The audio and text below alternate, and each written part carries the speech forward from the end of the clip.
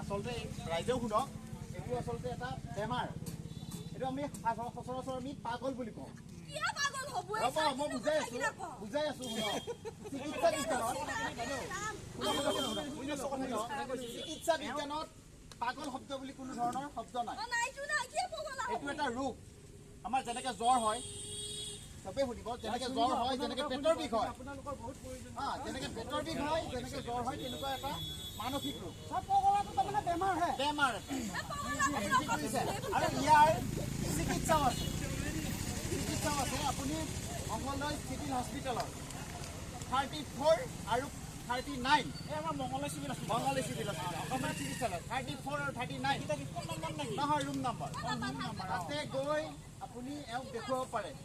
আৰু আমাৰ ওচৰে পাজৰে যদি এনেকুৱা ধৰণৰ ৰোগী থাকে তেতিয়াহ'লে তাতে নি পেলাই দেখুৱাব পাৰে তাতে মনৰ বিশেষজ্ঞ থাকে ৰাইজেও শুনিয়ে আছে গতিকে আৰু তাত বহলাই ক'ব দৰকাৰ নাই এনেকুৱা তালৈকে লৈ